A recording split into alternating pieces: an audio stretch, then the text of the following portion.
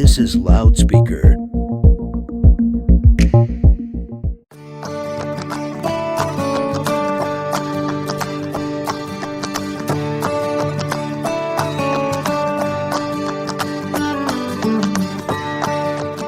Hi, and welcome to Connecting a Better World, where we spend time meeting some of the most incredible human beings who make this world a better place.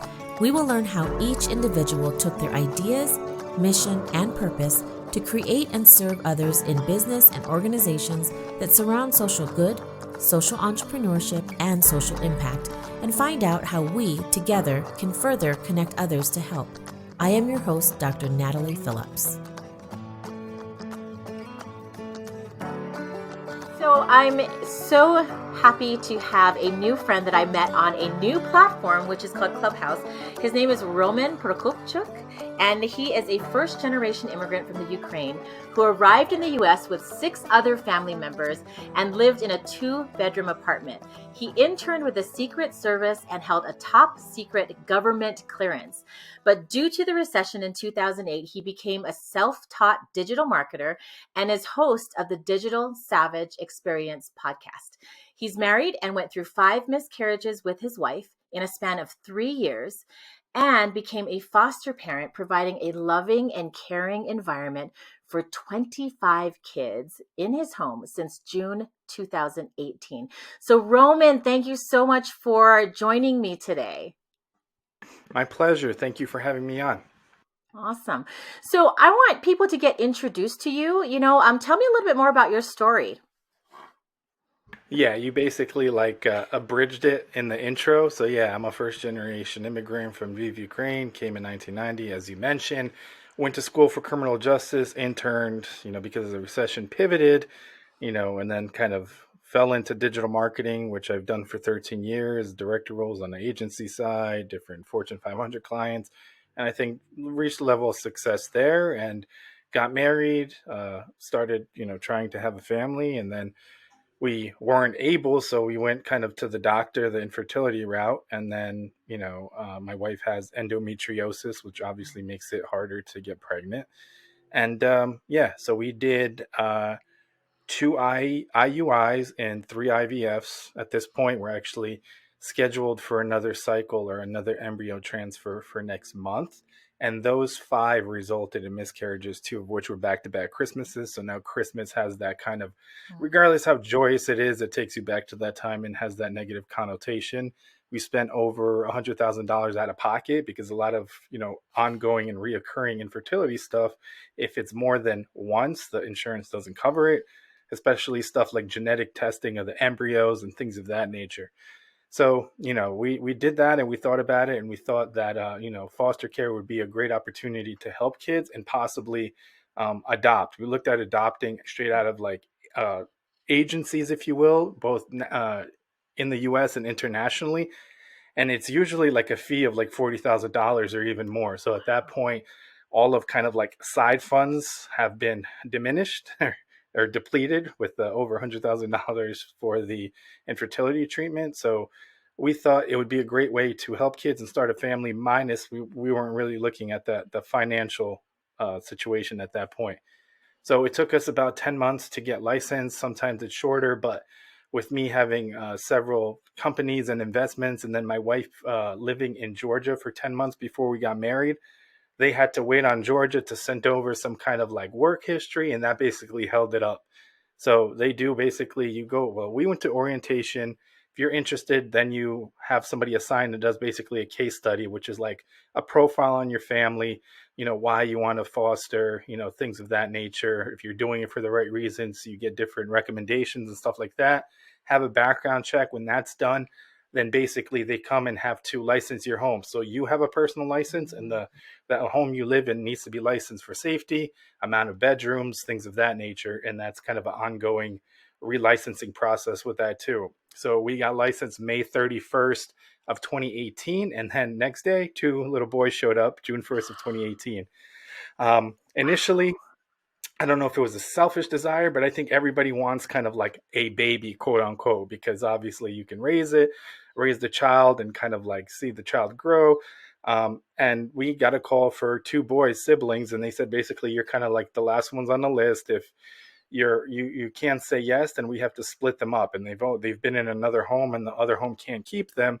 And we thought to ourselves that these two children, the only thing they really have is each other in the system. And we said, can we take them? We don't know, but we sure can't see them being split up because that's all they had. So we said, okay, let's try it. And that was a blessing. So when we got that placement, it was positioned as that case was moving towards termination of parental rights. So we had them for a year. The biological mom actually got her stuff together, did everything she was supposed to do, which we're proud of her. And one of the only cases that really she made an effort, and she was really there for the kids and got everything together. And they were reunified after a year. So obviously that's a big hit, having a child for a year and having a position like they're going to be with you forever. So we took about 2-3 weeks off. We had a family reunion in Hawaii, kind of did that, relaxed. I had a month-long kind of journey in Florida from conference to conference and work trips. And then after that, we started, getting into it. And like I said, since June 1st of 2018, we've had 25 children in our home. Currently, we have 5 children under the age of 4.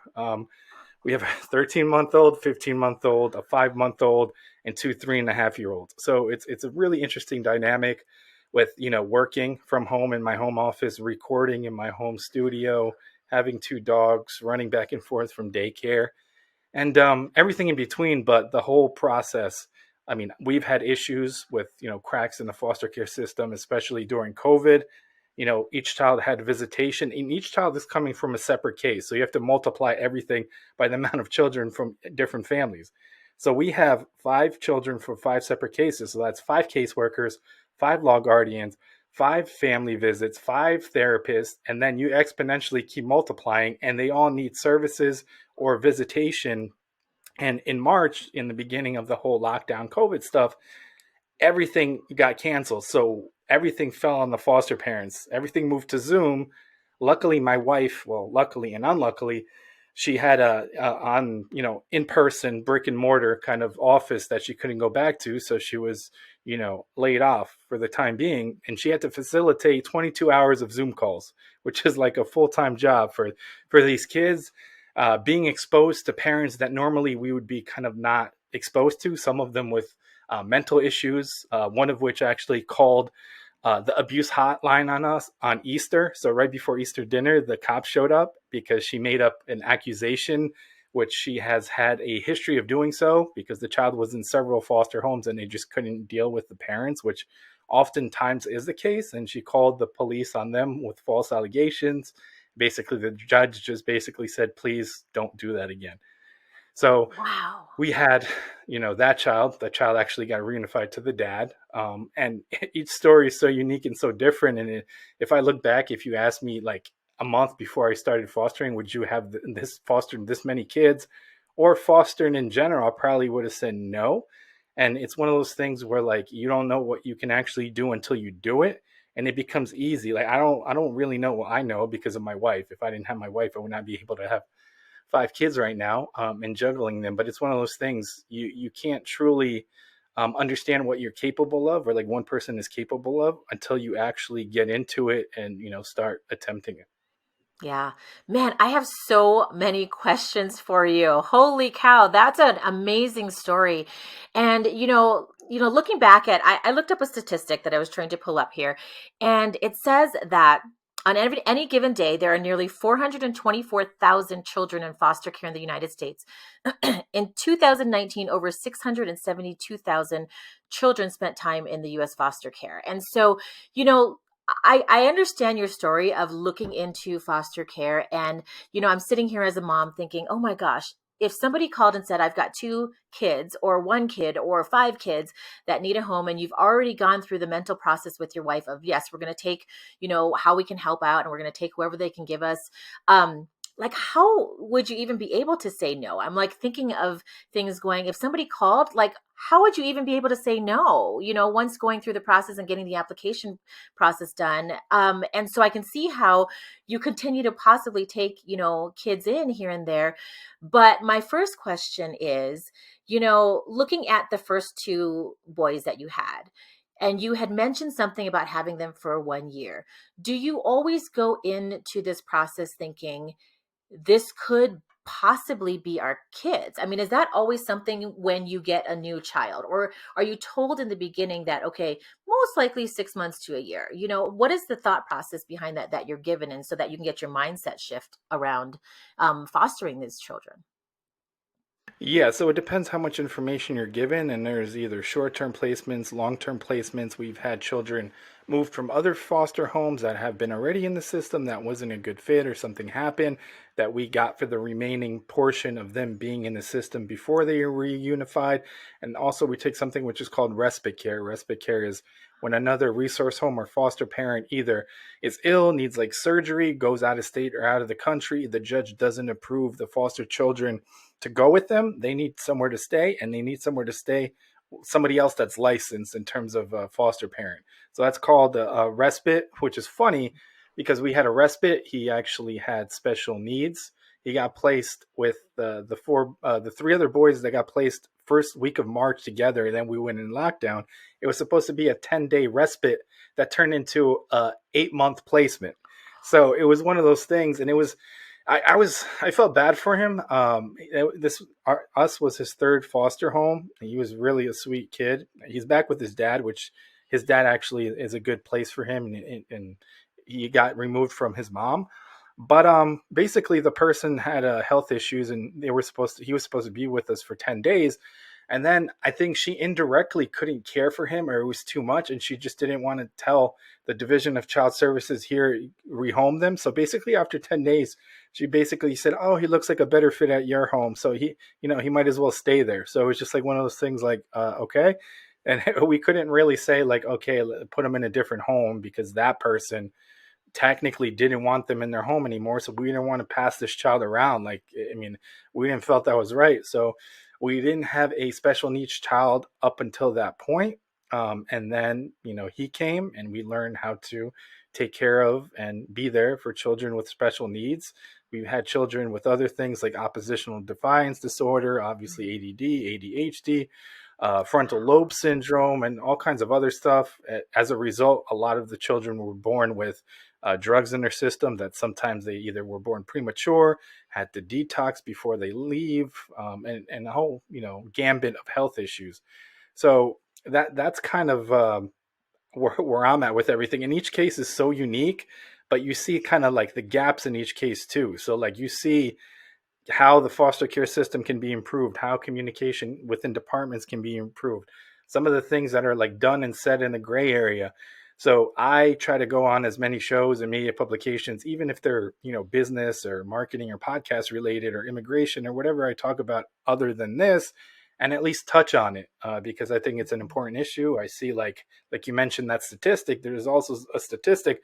I believe if you look at incarcerations, I think like 40 or 50% of people incarcerated in prisons today were in the foster care system.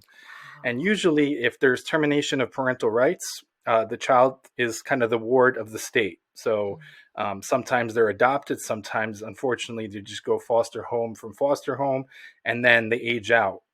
If they age out, there's like a 60 or 70% chance of them, a higher chance to end up in gangs, trafficked, drug use, and everything in between. So it's one of those things where it's a very sad statistic, and it's sad because a lot of people want the younger kids, like I said, toddlers, babies, infants, and when it's a teenager, the teenager is almost an adult. So I don't know if it's a thing where it's harder from a mindset of taking a teenager. I know some foster parents that they've had tough teenagers. Somebody that was in our orientation class that we still maintain a friendship with, we came over, and I was like, how was that teenager? It's like, well, they stole our car and totaled it. They're no longer at our home. So there's situations like that. And another one, they were sneaking people in our house that were like, suspect people. So there's situations like that and things to consider with older children. But the other thing, the reason we haven't taken older children is because we're looking out for the safety of the other kids in our home. Right. So if we have all young children, we don't know what that older child was exposed to, what he's done to others, and things like that. And we're responsible for everyone in our home. So if we put, anyone else in risk, ultimately, like, we're to blame, and we never want to put a child in a situation that they may have already experienced, because that's one of the reasons they may have been removed.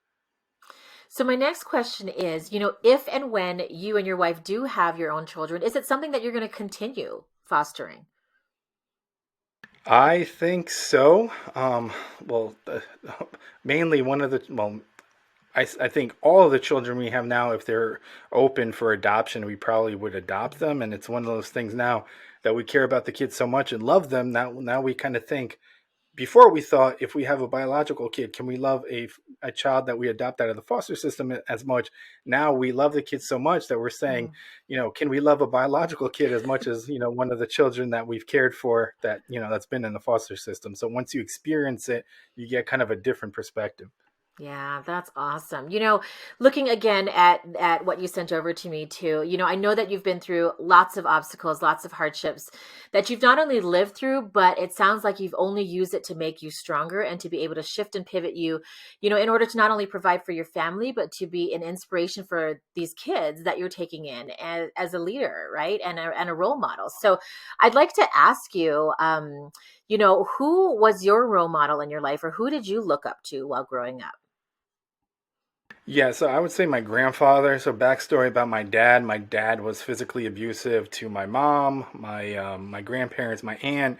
He threw my mom down the stairs, which I witnessed when she was pregnant with my brother. So the doctor said my brother was supposed to be stillborn or with, like, different defects. Luckily, like, thank God that didn't happen. He's, healthy, and he actually got a master's degree from Columbia University, so that wasn't an issue in that sense.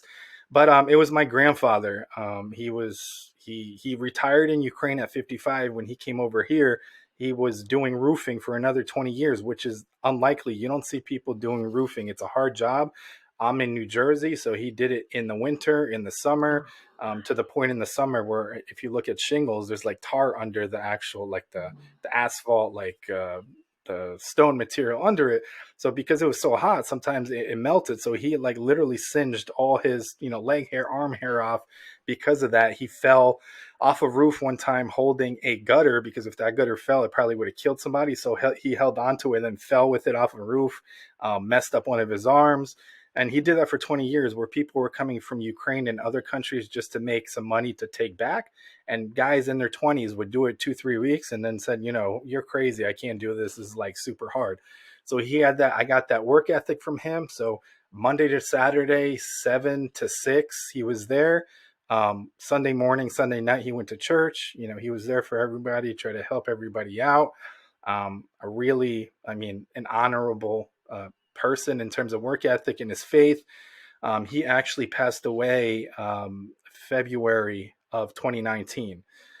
He had a stroke. He was in the hospital for about a week, and then he had another stroke, and then he completely was kind of brain dead at that point. But in the grieving process for that and how I was coping with that, it interestingly led me to how my show, in terms of my podcast, evolved. So before it was a solo show, March, the month after he passed and we buried him, I switched to an interview format. I think mainly just to break up the monotony of my day, because I'm remote prior to that. I've been remote, my, like, company format for the last 5 years. So I started talking to people and really learning. And then the conversation that came out from those were, overcoming grief, overcoming challenges, different hurdles in life. And I think personally, like, my podcast has helped with the grieving process and the coping. Yes, it still hurts if I think about it. Like, I miss him, but, then I switched it to, like, honoring his life and not, grieving that I don't have him, like, what impact he had on people. And then, I ran with that kind of intimate interview format. And that's one reason that my podcast is now solely interview. And I think that's one reason I'm still motivated to do it, after technically I have like 303 episodes recorded total. And I think, if not to say if that didn't happen, but if I stayed with a solo format, I think I would have lost interest, because I probably would have found other things that I would be interested in. Yeah, that's a great point. I love that. And that's what I do too, because I just love meeting new people and learning about them and learning who they are and how they're giving back to this world. And so I totally agree with you on that. You had said in your bio too, that you are a heart-led entrepreneur. What does that mean to you?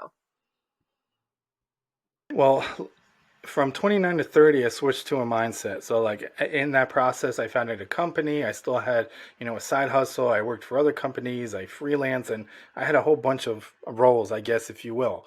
And prior to that, I thought like in college, I still thought it was like one of those things. You go to college, you get a degree, you find a company, you do the corporate ladder thing, you stay there 30, 40 years, and then you retire. And then when I got into the job force, I started out of necessity with someone, which is a funny story because I met someone at the gym. They said, come out to my car. They handed me a packet about search engine optimization and said, read up on this, go online, you can do it for me. I did that for that company for about 2, 3 months. But the funny story is, which is a learning experience, that person's cat got cancer and they spent $20,000 on the cat. So the money that I was supposed to be compensated for basically paid for the cat. And then, they said, I'm sorry, but you look at everything as an opportunity or what you're getting out of it, regardless of, win or fail. So I got that experience that I could put on my resume, regardless if I got paid or not. And then I went to a company, they saw my resume called LexisNexis. At that point, whatever conglomerate was over it, there were about 50,000 employees. And I saw like the corporate structure that I didn't necessarily want to be in. The way that business was done, kind of like cutthroat, backstabbing. People were like, just, I don't know, not very supportive and not like bringing everybody up with them because there was enough for everyone. So when I switched that, I added in terms of helping as many people as you see on Clubhouse. I'm on Clubhouse way too long throughout the day, but throwing out free knowledge and just networking and meeting people and just trying to be as genuine as possible for people that have been in similar situations that I have and maybe learn from my mistakes so they can avoid them. So I try to be that. I try to be somewhat of a mentor and try to be there. If somebody needs help, oftentimes I would like not collaborate with people because I didn't want them to steal my quote unquote clients. Now I'm happy to collaborate. And before I didn't really do a lot of pro bono work. So I do a lot of digital marketing for different charities and stuff like that with no charge. Now, if somebody DMs me and has an issue or feels like they're getting scammed or they have a contract they want me to review, I'm more than happy to take my personal time, jump off and really do it. So it's more giving back and it switched to a legacy mindset, helping as many people.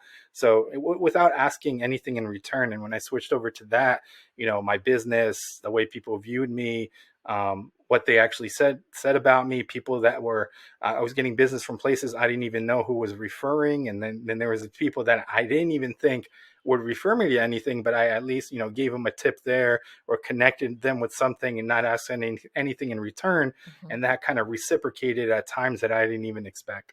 Yeah, I totally agree. And I love how you described that too. And I think it is a place of service, right? That comes first and to give. I understand that as an entrepreneur, yes, you do have to make money as well. But when you come first and arrive with having that heart and to be able to serve and give value and content without asking anything in return, I think it gives back tenfold. So I totally agree. And hearing about how you serve, whether it's your clients or people like on Clubhouse, that we're noticing that has been pretty fun over the last, I just joined in like December, end of December. I don't know when you did, Like three but weeks ago. 3 weeks ago, yeah, kind of like me. I was like December 3rd, I was like, I all didn't right, have an fine. iPhone. I didn't have an iPhone either. So I took my wife's phone, I downloaded the app, and I just kept taking her phone and she just kept getting annoyed. My contract was up. A lot of my family and friends already had an iPhone. So the ease of using FaceTime and other capabilities Mhm. from iPhone to iPhone was there. So I'm like, why not? So I got the iPhone and then I've been on Clubhouse ever since. Yeah. Clubhouse is such a great platform to have those types of conversations where you're just giving to somebody else for no other reason, right? So looking at how, you are leading in your business as well as how you're leading just other children and in your home and for your wife, you're making an impact. And what I want to ask you next is, what are you noticing that you're able to, right now your kids are young. I mean, right. But, you might have had maybe older kids there or your special needs kids. What are you able to teach them? Or more importantly, what are they able to teach you being a foster parent? Yeah, so in terms of like one of the biggest thing I've seen as a dad is just to be present. Like just take 5 minutes. So like you're walking, like I mean I have multiple TVs in my home, but there's one specific room the kids watch TV in. And if I'm walking from like the upstairs, it's a bi-level home, a split level, to my office, which is like an extension, I pass that room. So they basically said, "Hey, come sit down, watch cartoons with us." So yeah, I could have said no, but sitting down 5, 10 minutes, that kind of made their day. So you really don't know like the impact you're really having by just being present. So that's one thing. And then it was humbling and added to my overall kind of emotional IQ and my empathy, seeing what each child came through, or the situation they came from. So kids as young as, 2, 3, 4 years old will probably experience in those years more than most adults have. So looking at it and not taking things for granted and not taking things too seriously. So if I get a, passive aggressive email or something like is not going right business or otherwise, taking a step back and seeing how, these kids can still love, can still smile, can still heal, which is one thing. It's so beneficial. We had a lot of people in the foster care system, other departments in New Jersey, see complete night and day. Child comes, doesn't smile, doesn't interact, doesn't speak. Like 2 months later, they're like talking with like a British accent here, apparently, and like smiling and having activities. And it's just like seeing that transformation and transforming someone from a situation of just like shutting down because of, emotional, physical, sexual abuse to something where they can get back to as close as they were and able to thrive and move forward in their lives is like very touching, and one of the reasons we do it. Yeah, yeah. Well, I'm so appreciative of the time that you spent with me, and just learning about you and hearing about you being an immigrant and having a different career and having to shift, and some of the, like I said, setbacks that you've had. I always like to ask my guests, one last question. And throughout your life, I know that you've got so much wisdom, but what would be one piece of advice for people that are listening to this show of just trying to make the world a better place, just themselves taking that step out, and how could they make the world a better place? Yeah, I think whatever you put out, you're going to receive. I wouldn't say tenfold because there's that whole business 10x your business or whatever. I don't mean it like that. I just mean it, do something like if you don't think you're going to have an impact, you don't really know what kind of impact you can have or one person may have. And really sharing who you are and what you're about, if you're passionate about a cause, a charity, something in your life, because people are watching. Social media can be used for good. Obviously, there's a lot of superficial stuff, a lot of highlight reels, but I've gotten opportunities to share on platforms specifically about foster care reform, what's going on in the system, because I would post a post. I got a post on TikTok, which I wasn't on TikTok, and a lot of my content is really about foster care, what I'm experiencing, some of the case stuff, and then some podcast stuff. But the video got like 120,000 views, and then a magazine from Wow. New York City reached out to me saying, "Hey, can we cover you in terms of like what's going on in the holes in the foster care system and your experiences during COVID?" Like if I didn't put that out, and that took a minute to record, a minute to edit, so 2 minutes of my life to created. I believe it's like 1,005 view hours of that 1 minute. So that many people viewed it and had impact on people. You truly don't know unless you put it out there and really make an effort. And other things, I just put up a picture of my kids all in little Puma tracksuits, and another like Heartled magazine reached out to me. Can we do something in terms of a story to feature your experiences and a little bit about the kids? So like what you're putting out there, make it meaningful. Don't just put Mhm. superficial stuff out there. Mind you, some people want to brand themselves like that. By all means, that's not necessarily me. I'd rather use my platforms for good. And you, like I said, social media can have an impact, and you can have an impact as a single individual. Oh, that's awesome. That is such great advice. Thank you so much, Roman, for being here with me today and sharing your story and how you're making a great impact in the world. I appreciate you. Thank you. Thanks for having me on. I appreciate it.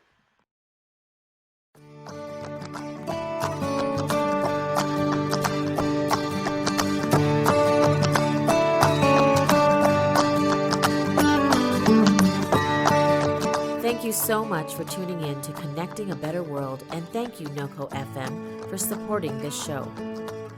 If you connected to something in this episode, we would love to hear from you. Our contact info will be listed in the show notes, as well as you can reach us on our social media channels. Please feel free to share our podcast with your friends and loved ones. For more shows, please tune in to noco.fm online.